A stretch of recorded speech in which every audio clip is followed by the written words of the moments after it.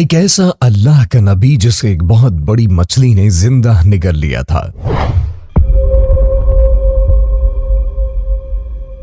آخر اللہ کے اس پیغمبر سے ایسی کون سی غلطی سرزد ہوئی کہ اللہ تبارک و تعالی نے مچھلی کو حکم دیا کہ انہیں زندہ نگل لے۔ آپ مچھلی کے پیٹ میں آخر کتنے دن تک زندہ رہے؟ آج اس ویڈیو میں ہم آپ کو حضرت یونس علیہ السلام اور مچھلی کا واقعہ سنائیں گے، جن کا ذکر اللہ تبارک و تعالی نے تورات اور قرآن مجید فرقان حمید میں کیا ہے۔ دوستو، ویڈیو میں آگے بڑھنے سے قبل ہماری آپ سے چھوٹی سی درخواست ہے، قدیم اسلام کے یوٹیوب چینل کو جلدی سے سبسکرائب کر دیں تاکہ اسلامی واقعات سے ریلیٹڈ ویڈیوز وقتاً فوقتاً آپ تک پہنچتی رہیں۔ ناظرین گرامی، حضرت یونس علیہ السلام اللہ کے ایک برگزیدہ نبی تھے۔ آپ کا تعلق حضرت ابراہیم علیہ السلام کے خاندان میں سے تھا، تو آپ اس وجہ سے اسرائیلی نبی تھے۔ جب آپ علیہ السلام کی عمر 28 سال ہوئی تو اللہ تبارک و تعالی نے انہیں نبوت جیسے عظیم منصب پر فائز کیا۔ قرآن کریم میں بھی اللہ تبارک و تعالی حضرت یونس علیہ السلام کا قصہ بیان فرماتے ہیں۔ قرآن پاک میں 6 سورتوں میں آپ علیہ السلام کا ذکر آیا ہے۔ حضرت یونس علیہ السلام کو قرآن مجید میں ذو-النون اور صاحب الحوت کے نام سے پکارا گیا ہے۔ صاحب الحوت سے مراد مچھلی والا ہے۔ اللہ تعالی نے حضرت یونس علیہ السلام کو ملک عراق میں دعوت توحید دینے کے لیے بھیجا تھا، کیونکہ یہاں کے لوگ کافر تھے اور خدا کی نافرمانی کرتے تھے اور بتوں کو پوجتے تھے۔ آپ علیہ السلام نے انہیں ہدایت کا پیغام دیا اور واحد اللہ کی عبادت کرنے کا کہا، لیکن انہوں نے اللہ کو ماننے سے انکار کر دیا اور بتوں کی پوجا کرتے رہے اور اپنے کفر پر قائم رہے۔ پھر انہوں نے حضرت یونس علیہ السلام پہ ظلم کرنا شروع کر دیا۔ حضرت یونس علیہ السلام ان کے مخالفانہ رویے سے مایوس ہو گئے اور ان سے ناراض ہو کر 3 دن میں عذاب الہی کی بد دعا دے دی۔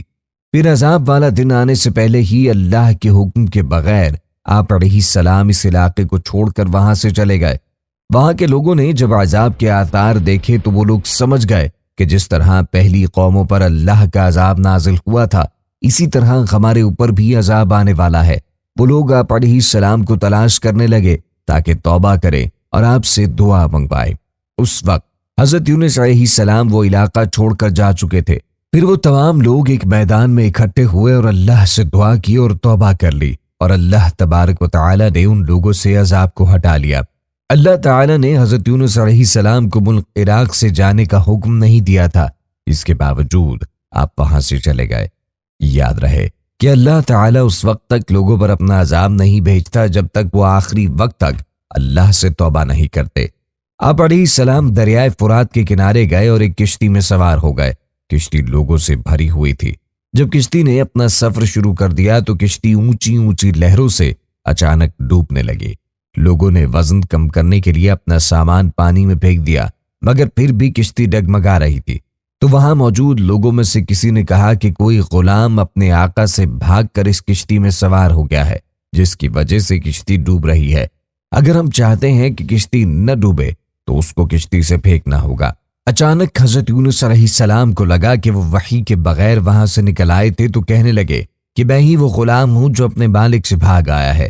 لیکن انہوں نے بات نہ مانی اور کہنے لگے کہ آپ تو نیک ہو، یہ کوئی اور ہے۔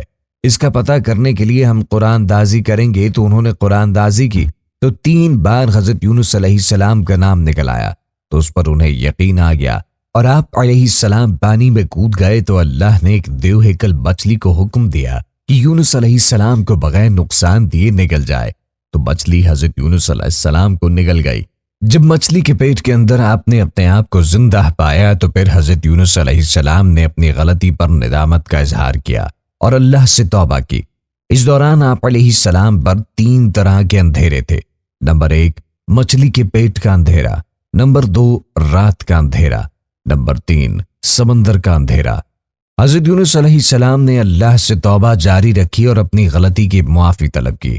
آپ علیہ السلام نے کچھ اس طرح دعا مانگی: لا الہ الا انت سبحانک انی کنت من الظالمین۔ تیرے سوا کوئی معبود نہیں، تو ہر عیب سے پاک ہے، بے شک مجھ سے بھیجا ہوا۔ اللہ تعالی نے آپ کو معاف فرما دیا اور مچھلی کو اگلنے کا حکم دیا، تو مچھلی نے حضرت یونس علیہ السلام کو سمندر کے کنارے اگل دیا۔ حضرت عبداللہ بن مسعود رضی اللہ عنہ بیان کرتے ہیں کہ جب مچھلی نے حضرت یونس علیہ السلام کو باہر نکالا تو آپ کا جسم ایسے پرندے کی طرح تھا جو ابھی پیدا ہوا ہو۔ ان کا جسم مبارک بالکل نرم تھا اور جسم پر کوئی بال نہ تھا، مطلب بہت کمزوری کی حالت میں خشکی پہ ڈال دیے گئے۔ پھر اللہ نے خشکی پہ ایک سایہ دار درخت اگایا اور حکم دیا کہ وہ آپ علیہ السلام پہ سایہ کرے۔ اس کے علاوہ اللہ نے ایک بکری بھیج دی جو گھاس اور جڑی بوٹیاں کھاتی تھی اور آپ کو صبح و شام دودھ پلاتی تھی، جس سے آپ میں طاقت آ گئی اور وہ درخت کے ساتھ جھونپڑی بنا کر رہنے لگے۔ کچھ دنوں بعد اس درخت کی جڑ میں اللہ تعالی کی طرف سے کیڑا لگ گیا اور اس نے جڑ کو کاٹ ڈالا۔ جب درخت سوکھنے لگا تو یہ دیکھ کر حضرت یونس علیہ السلام بہت دکھی ہوئے۔ تب اللہ تبارک و تعالی نے وحی بھیجی اور فرمایا، اے یونس، تم اس بیل کے سوکھنے پر کتنا دکھی ہو جو ایک حقیر سی چیز ہے، مگر تم نے یہ نہ سوچا کہ جس جگہ کو تم چھوڑ کر آئے تھے وہاں کی آبادی 1,00,000 سے زائد ہے اور ان کے علاوہ جاندار بھی رہتے ہیں۔ ان کو بربادی کی تمہاری دعا مجھے ناگوار نہیں لگی ہوگی۔ تم وحی کا انتظار کیے بغیر قوم کو بد دعا دے کر ان کے درمیان سے نکل آئے۔ ایک نبی کی شان نہیں تھی کہ وہ قوم کے حق میں عذاب کی بد دعا کرے اور ان سے نفرت کر کے جدا ہو جائے۔ یونس علیہ السلام کی بستی سے چلے جانے کے بعد وہاں کے لوگوں کو یقین آ گیا کہ وہ اللہ کے نبی ہی تھے، جس سے ان کے دل میں ڈر بیٹھ گیا۔ وہ لوگ آپ کو تلاش کرنے لگے تاکہ ان سے معافی مانگ کر ان کے ہاتھ پر بیعت کی جائے، اور اللہ سے بھی استغفار کیا اور دعا کی کہ اللہ ان کو عذاب سے محفوظ رکھے۔ اللہ نے ان کی دعا قبول کی، ان پہ عذاب ٹال دیا اور حضرت یونس علیہ السلام کو صحت عطا کی۔ اللہ نے انہیں واپس اپنی قوم میں جانے کا حکم دیا تو وہ واپس نینوی چلے گئے، تو وہاں کے لوگ آپ کو دیکھ کر خوش ہو گئے۔ پھر باقی زندگی حضرت یوسف علیہ السلام نے وہیں گزاری اور ان کا نینوی میں انتقال ہو گیا۔